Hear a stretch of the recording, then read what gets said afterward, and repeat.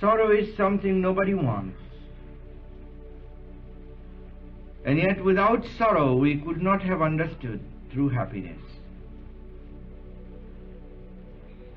Sorrow is the way to real happiness.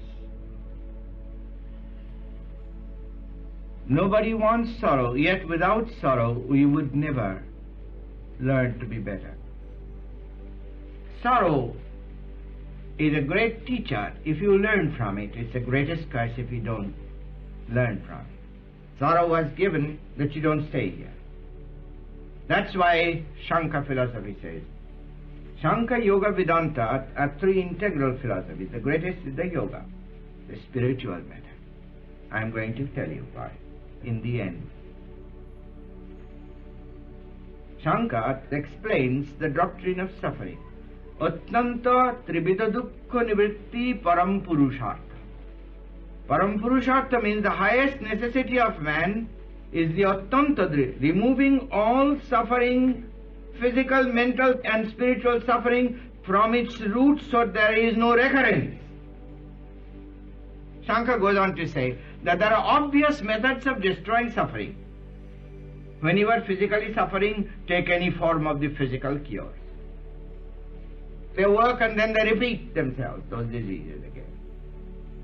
If your disease is chronic, the doctor says, we can't do anything for you. But then what? Shankar says, then what will you do?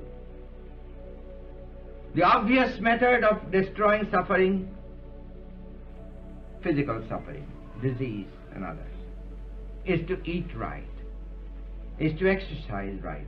Most of your sufferings will disappear. To eat more raw foods, if you can do it.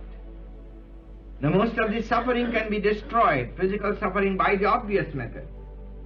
To live natural, to live more outdoors. Simplify life.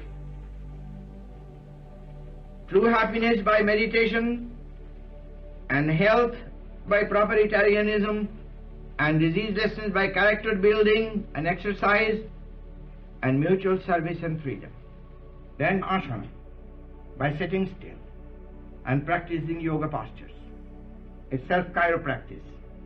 Your spinal cord will be loose and your energy will flow free and you will be calm all the time, as our boys are demonstrating. But if your legs are already molded, sit just straight. Keep your spine straight, that's all is necessary. Crooked spine means your nervous system, nerves are all pinched and the life cannot flow free to the brain. And that will be the cause of disease. Because energy distributed evenly in the body is what keeps the diseases from settling. There are virulent germs in your mouth, in your nails, but they don't affect you. You don't have to be afraid of germs. If your body is electrified, they will be electrocuted. That's what asana posture does. And the tension exercises are much better than even asanas, because they electrify the body. That's why God has kept me so long with so much work. Then pranayama, withdrawing life force, love God with all your strength. Withdrawing energy from the nervous system. That gives control of your life force itself, so that you can ask it to heal a disease, or you can withdraw the energy from the senses and cut off the world and have control over subconscious, conscious and the spiritual world. When I don't like this, well, just in a second, my whole consciousness was away from this world, because I wanted that way. I was just barely I was able to stand. So I can stand and go into samadhi. I have control of the three worlds. When I don't like this world, I fall asleep. When I like this world, I keep my eyes open. When I don't like that, I go to sleep by closing of the eyes. When I don't want subconscious, I lift up my eyes there and I go beyond the state of sleep. 1,000 million joys come. That comes by pranayama. That won't do just by a little mental chanting and prayer. You must know how to disconnect the life force from the nervous system. That's what Kriya Yoga is. It has been simplified as no prophet ever did, as Lahari Mahasaya and Bhagavad Gita gave to the world. Kriya Yoga is the greatest way. Sometimes in the near future, after a long time, I am planning to give Kriya Yoga. Watch for the date. But only those, it will be very strict. Only those that will mean to practice. Otherwise, don't expect to come. That's why we have discarded giving the Kriya Yoga for many.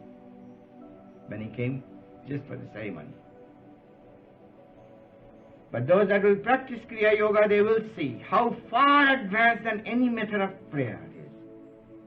All physical, mental and spiritual suffering are destroyed by the roots. And there will be no recurrence. That's why Jesus proved when he resurrected his own body, he said, destroy this body and I shall build it again. That the nest of suffering had been completely under control. Jesus Christ was a great yogi.